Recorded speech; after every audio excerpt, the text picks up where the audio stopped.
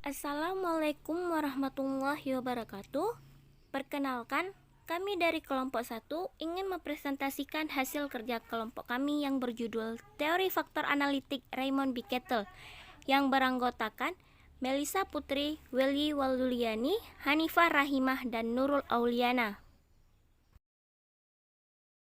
Di sini kami akan memulai 5 pembahasan. Pertama dari biografi Raymond B. Kettle, definisi kepribadian, struktur kepribadian, dinamika kepribadian, dan perkembangan kepribadian.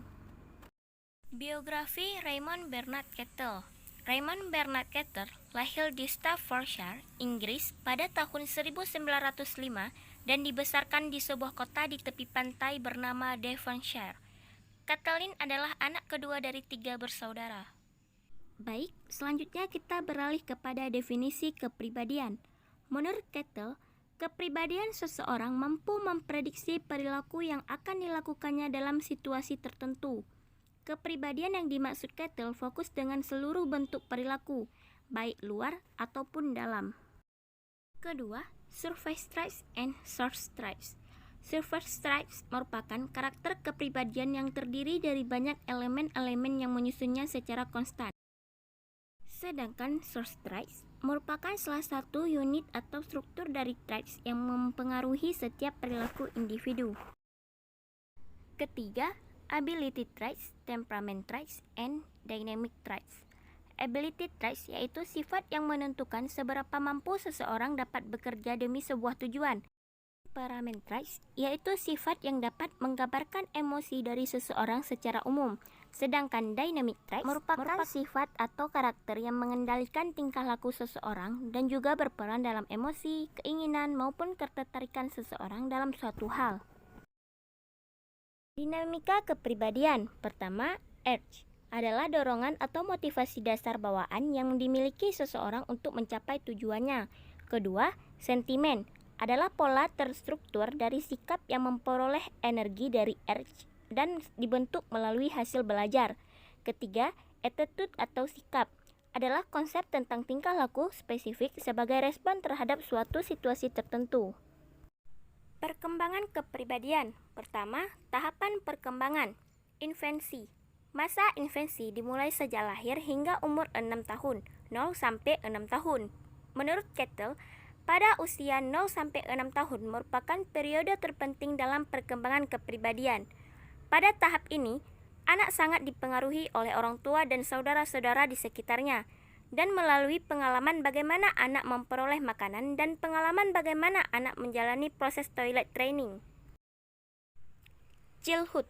Masa kanak-kanak childhood dimulai sejak umur 6 sampai 14 tahun. Tahap ini sering disebut periode konsolidasi dikarenakan pada masa ini hanya sedikit saja masalah psikologis yang dialami, tidak sekritis pada masa sebelumnya.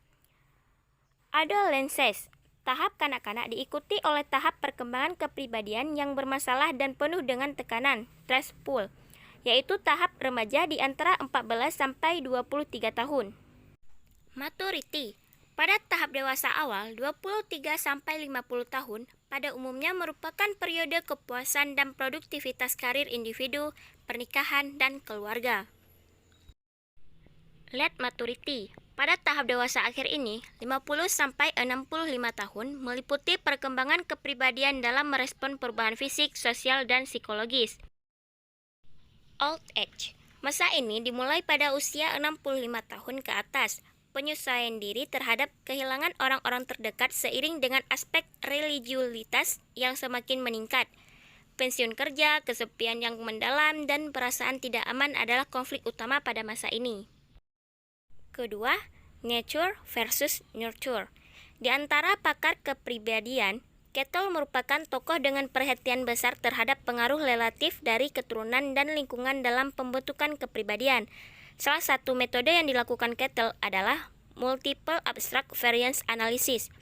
Kettle juga menyatakan bahwa sepertiga bagian kepribadian dipengaruhi oleh keturunan, sementara 2/3 bagian kepribadian dipengaruhi oleh lingkungan. Ketiga, kecemasan. Kettle menekankan pentingnya kecemasan sebagai aspek perkembangan kepribadian individu karena bahaya dampaknya terhadap fungsi fisik dan mental. Keempat, learning. Menurut Kettle, ada 3 jenis belajar untuk tujuan pengembangan kepribadian, yaitu classical conditioning, asosiasi sederhanaan dari kognisi yang simultan, merupakan pondasi dasar yang sangat penting bagi cara belajar yang lain. Instrumental conditioning, asosiasi berbagai kegiatan dengan tujuan tertentu. Individu belajar untuk mencapai kepuasan terhadap tujuannya melalui kegiatan ataupun tingkah laku.